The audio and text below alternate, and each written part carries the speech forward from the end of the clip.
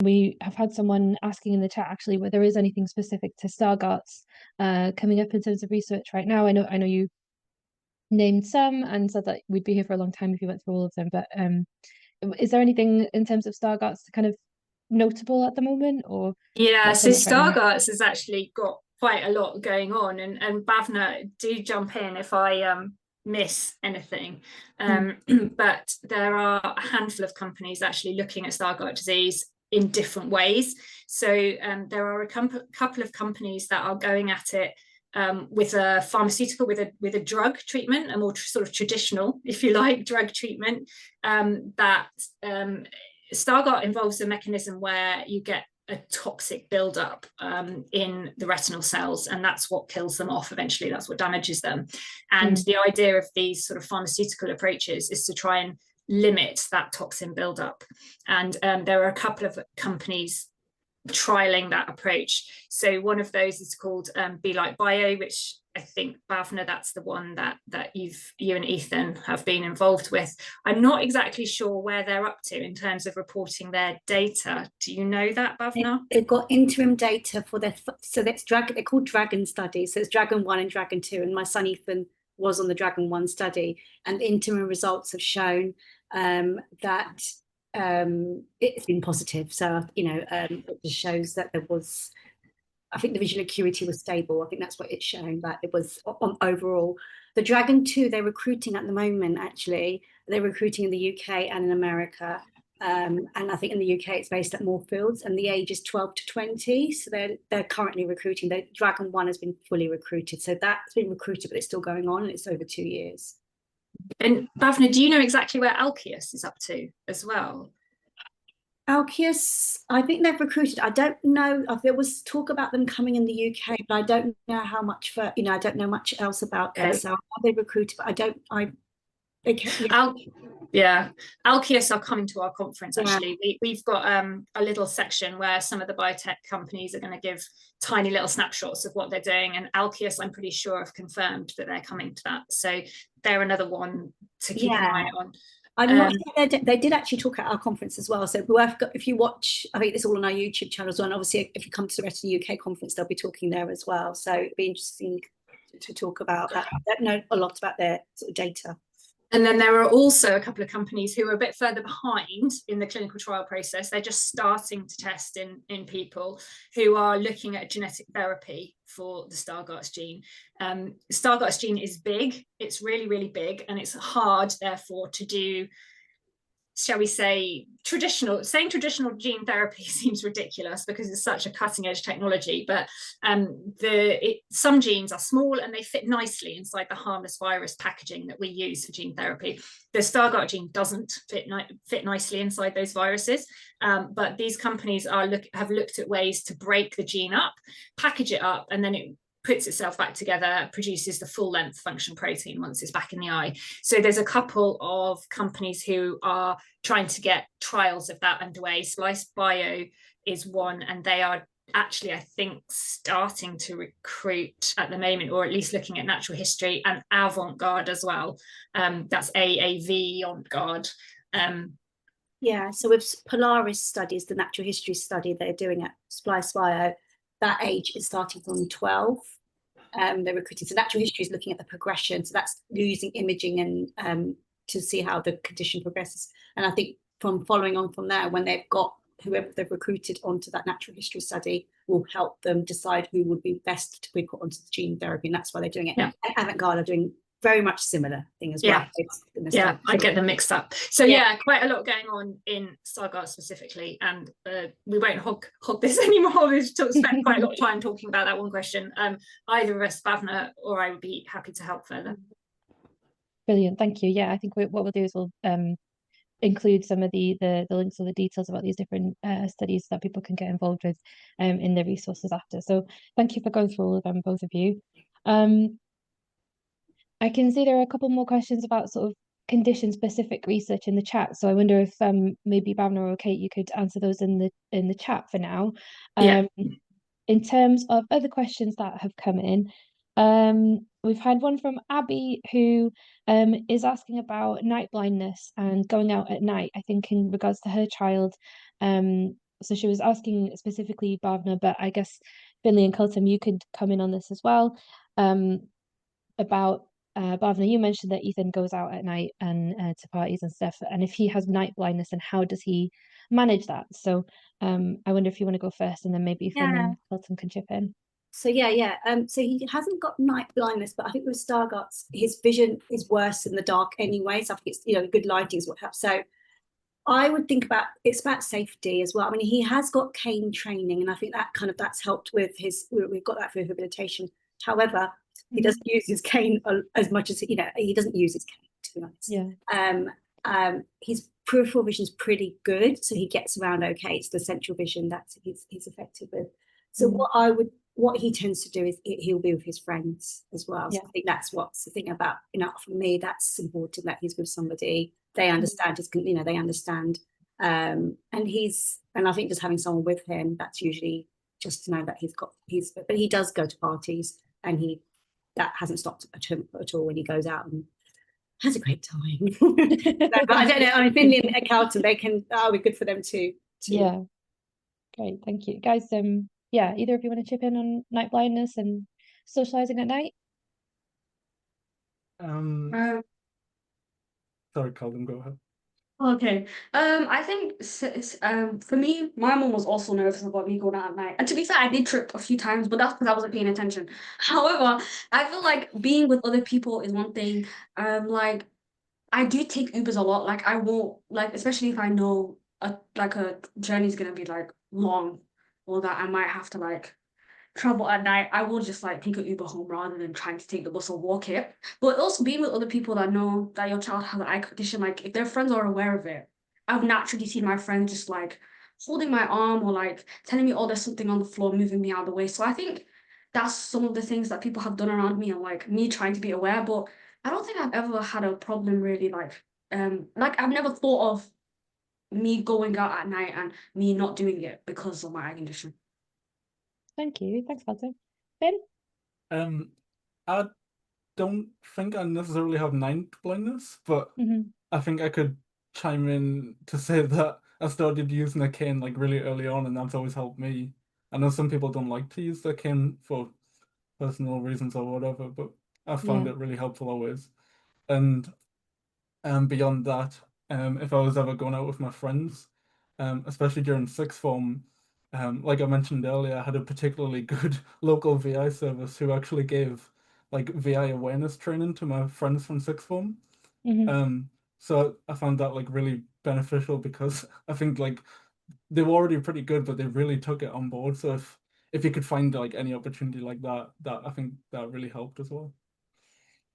Brilliant, thank you, guys. Yeah, I think pretty consensus there that help from other people and with trusted people is really important and really helpful. And I think we can all relate to kind of not really wanting to use our canes probably as much as we should, but needing to. So that's pretty relatable experience as well. We had a question from Joanne in the chat about how do you tell your child that they're going to lose their sight over time? So again, probably come to Bhavna first, and then maybe Finn and Kulthum, you guys can chip in with your perspectives.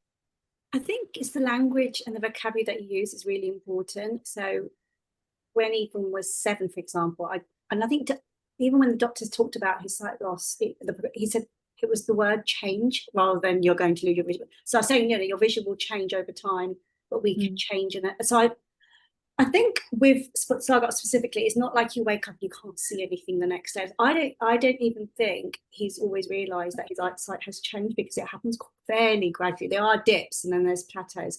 But in terms of talking about that, I had just said, your eyesight is like this, but it will change. But what we can do, and I think that's the important part, what we can do is, we can use your Kindle, so you can use that, or we can use audiobooks, and we can use them. So knowing that there's things that they can do to support them with that change.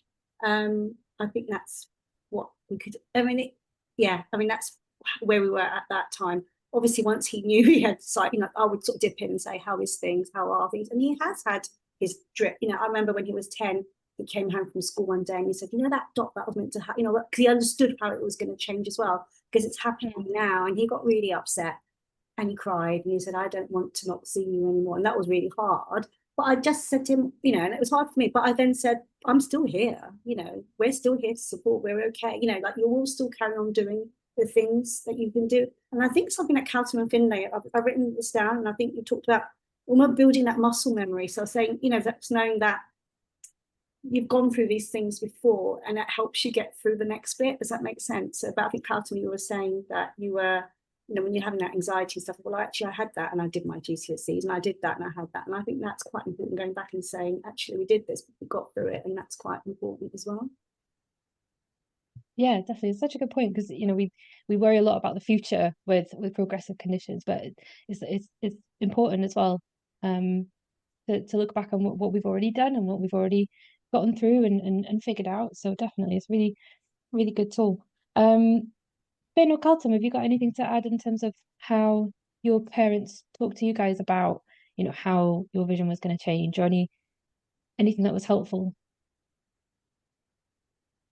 My parents, well, my older siblings, they mostly like sat me down and were just telling me like, oh, you know, over time your eyesight will become like progressively worse, or it might stay the same for a long time. But I think mostly they also were very optimistic and very encouraging.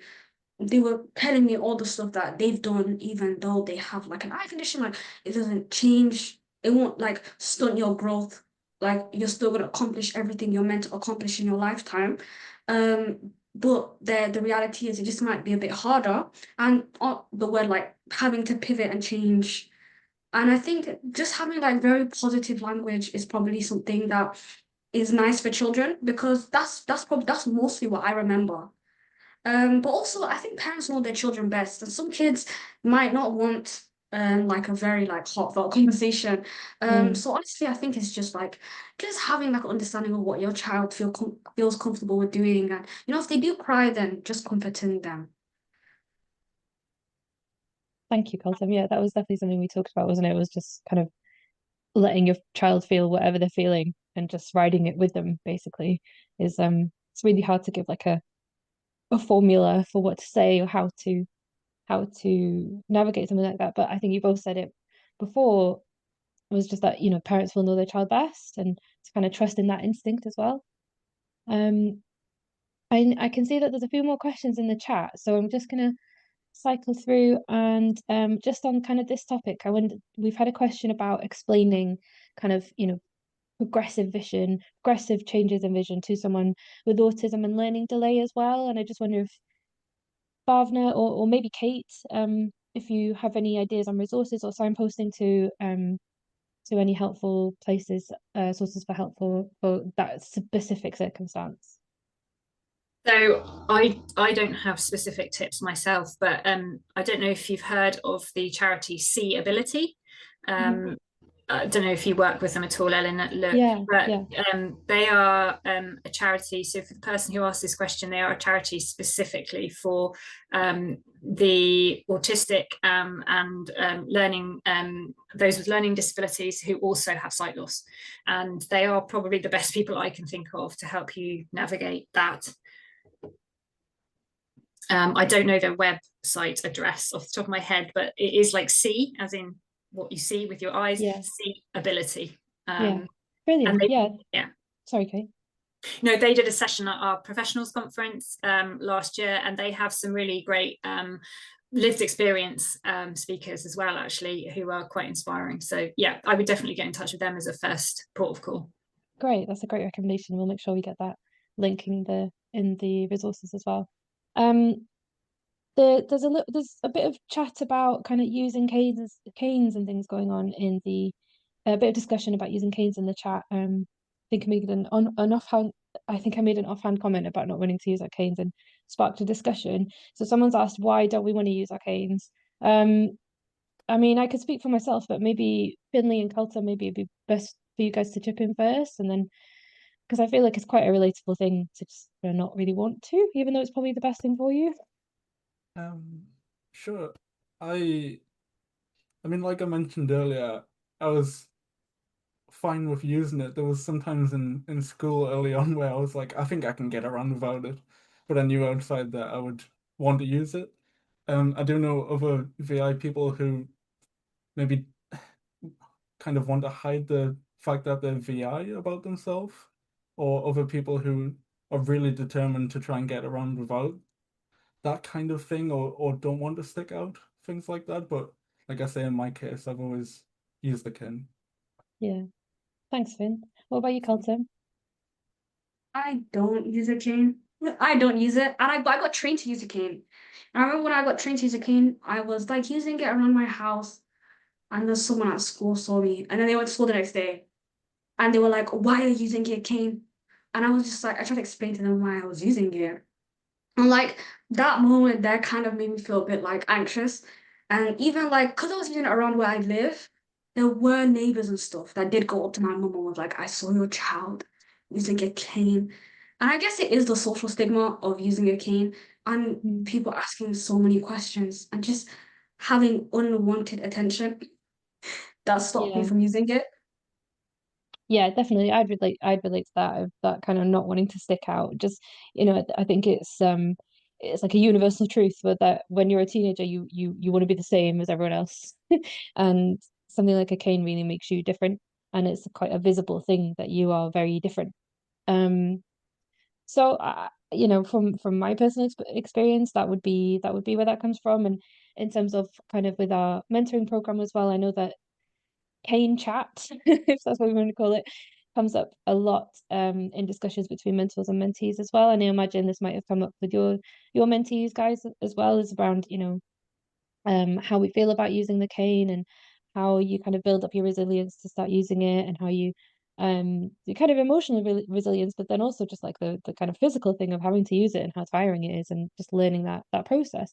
It sounds like, Finn, it was really positive, and yeah, really positive thing for you, which is really, really brilliant. And it is for a lot of people. But if it's a little bit more challenging, then that's really normal as well. Like, it's really normal.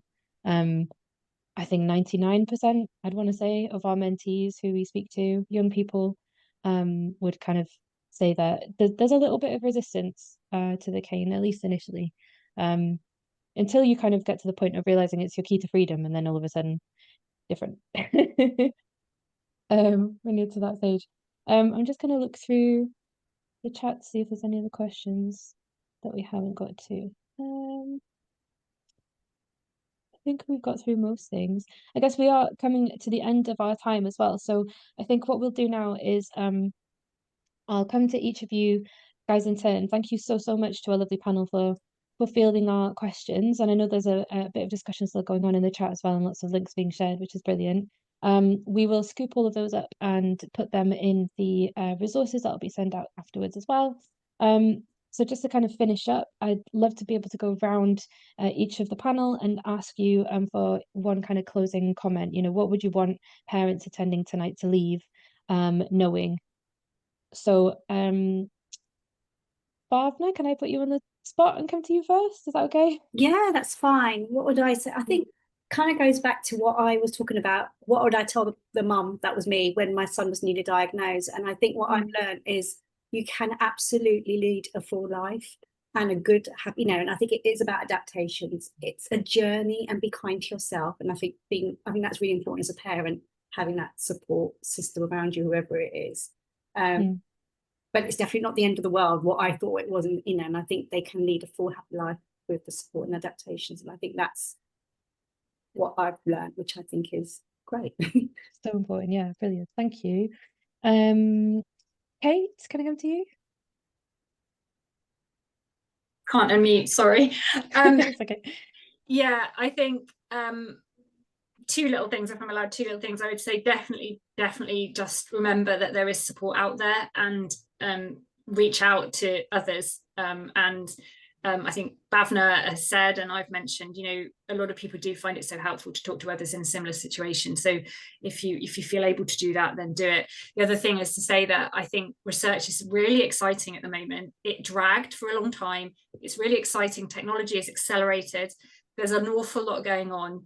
But at the same time, it can feel a bit frustrating, because there's probably nothing that you can get your hands on right now for your child. And I would say, keep an eye on research, find out what's going on, be up to date, but don't be so focused on it that you forget about supporting your child living their best life now. Brilliant. Thank you, Kate. Colton, can I come to you next?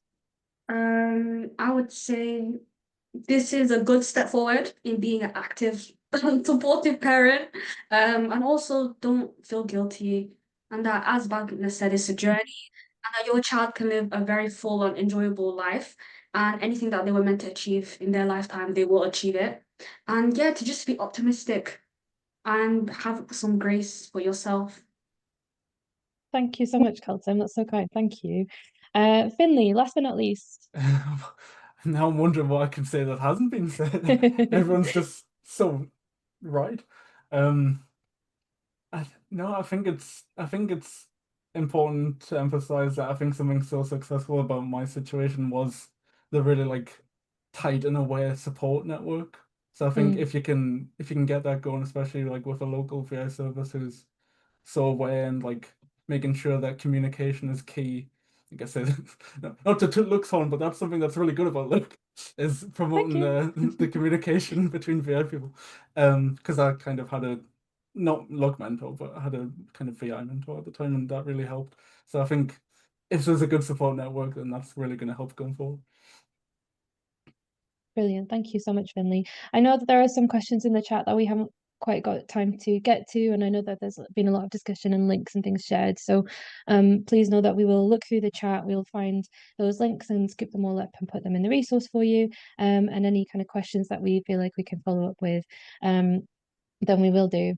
I'm going to finish us up now by thanking our lovely panel again. Thank you so much for sharing all of your wisdom, your expertise with us all and addressing all of our questions.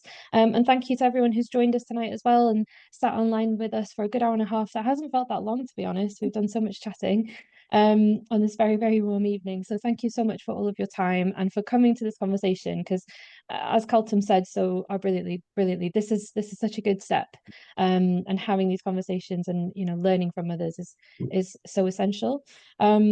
So I'll just kind of point you again to Stargardt's Connected for any kind of Stargardt specific support and advice and events. Retina UK, of course, with their wealth of resources, events and information that you can access, particularly the conference. And last but not least, our Look mentoring program. If you'd like your child to be able to have a Look mentor, such as someone like Finley or Colton that they can chat to, or for yourselves, we run a monthly parent carer support group online. That's more of a kind of chatty session that you can chat with other parent carers about whatever's on your mind at the moment. And we run these kind of themed sessions every few months. So the next one will be in the autumn, and is likely to be about Charles Bonnet syndrome, which is a condition that affects a lot of children and young people with a visual impairment. So look out for the information about that when that comes out. You can stay abreast of all of our news and information through our website, our newsletter, and our social media as well. So you'll know where to find us if you've found us here tonight.